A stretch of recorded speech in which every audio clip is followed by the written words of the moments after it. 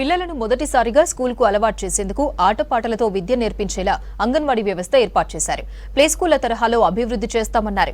కానీ టీచర్లు ఇతర ప్రభుత్వ కార్యక్రమాలలో ఏడాదంతా బిజీగా ఉండడంతో సంగారెడ్డి జిల్లాలో పిల్లలను అంగన్వాడీ కేంద్రాలకు పంపేందుకు తల్లిదండ్రులు ఇష్టపడడం లేదు.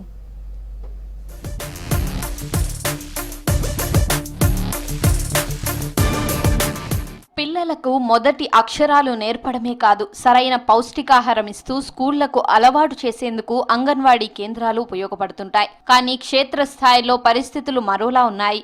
అంగన్వాడీలకు పిల్లలను పంపేందుకు తల్లిదండ్రులు విముఖత చూపుతున్నారు. స్కూల్ పనులు, సర్వేలు, రెవెన్యూ, ఇతర గ్రామస్థాయి పనులలో అంగన్వాడీ టీచర్లు బిజీగా ఉంటున్నారు. కేంద్రాలలో విద్యార్థులకు కనీస అక్షర జ్ఞానం అందడం లేదని పిల్లలను స్కూలుకు పంపడం లేదు. ముఖ్యంగా సంగారెడ్డి జిల్లా వ్యాప్తంగా అంగన్వాడీల్లో రాను రాను పిల్లల సంఖ్య తగ్గుతోంది.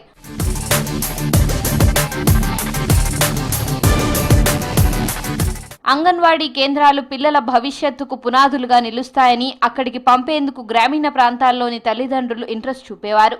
చిన్నారులను గ్రూపులుగా విభజించి రోజు కనీసం 2 గంటలకు తగ్గకుండా పాఠాలు చెప్పాల్సి ఉంటుంది. నర్సరీ పిల్లలకు ఆటపాటలు, బొమ్మలు, 3-4 ఏళ్లలోపు వారికి ఎల్కేజీ, 4-5 ఏళ్లలోపు వారికి యూకేజీ పాఠాలు చెప్పాల్సి ఉంటుంది. చిన్నారులకు బోధన ఎలా చేయాలనే దానిపై అంగన్వాడీ టీచర్లకు ప్రత్యేకంగా బుక్స్ ఇచ్చారు. కానీ ఇవేమీ క్షేత్రస్థాయిలో జరగడం లేదు. ఏ అంగన్వాడీ కేంద్రానికి వెళ్లినా టీచర్లు ఉండరు. కారణం, టీచర్లకు ఇతర డిపార్ట్మెంట్ అధికారులు పనులు చెప్తుండడంతో వారంతా గ్రామాల్లో తిరుగుతున్నారు. లేదంటే ఆన్లైన్లో డేటా ఎంట్రీ చేయడంతోనే సరిపోతుంది.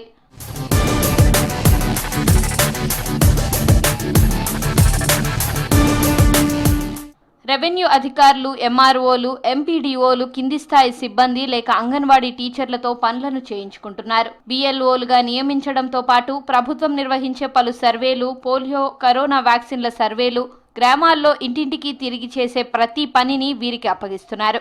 ఐసీడీఎస్ ప్రాజెక్ట్ మీటింగ్లు రెగ్యులర్ గా జరుగుతుంటాయి. వాటికి అటెండ్ అవ్వాల్సి ఉంటుంది.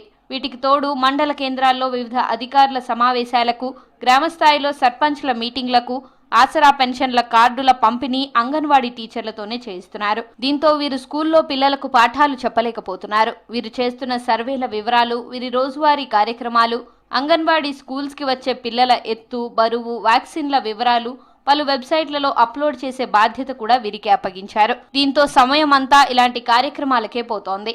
పిల్లలకు చదువు అనేది లేకుండా పోతోంది. మన ఫ్రీ స్కూల్ అనేది పిల్లలకి పునాది లాంటిది. మేము ఇక్కడ చెప్పకుండా సర్వేలోకి వెళ్తే పిల్లలకి పునాది వేసే వాళ్ళు మేమే అంటారు కాబట్టి మేము అవతలకి వెళ్తే పిల్లలకు చెప్పేవాళ్ళు ఉండారు కాబట్టి అంగన్వాడీ సెంటర్లో పిల్లల స్ట్రెంత్ తగ్గుతుంది. కావున మాకు సర్వేలు అనేటివి పెట్టకూడదు. మమ్మల్ని టీచర్ల మాదిరిగా చూస్తే బాగుంటుంది. అదర్ సర్వేలు అనేటివి చేయించకుండా ఓన్లీ అంగన్వాడీ సెంటర్లోనే ఫ్రీ స్కూల్ నడిపించేలాగా చూడాలని చెప్పి ప్రభుత్వాన్ని మేము కోరుకుంటున్నాం. ఇట్లా మేము అక్కడ ఈ మీటింగ్స్, ఆ మీటింగ్స్, అదర్ సర్వేలు చేయడం వల్ల దానివల్ల మాకు పిల్లలు తగ్గిపోతున్నారు.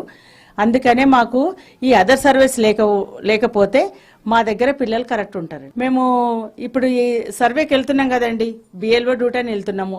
ఇప్పుడు ఫ్యామిలీ సర్వే అంటారు, ఈ సర్వేకి కూడా వెళ్ళిపోతున్నాము. ఈ సర్వే వల్ల కూడా పిల్లలు ఆయమ్మ మీద వదలాలి, వెళ్ళిపోవాలి. మేము ఎక్కడైనా వెళ్తే ఆయమ్మ అందరినీ మేడనే చేయలేకపోతుంది.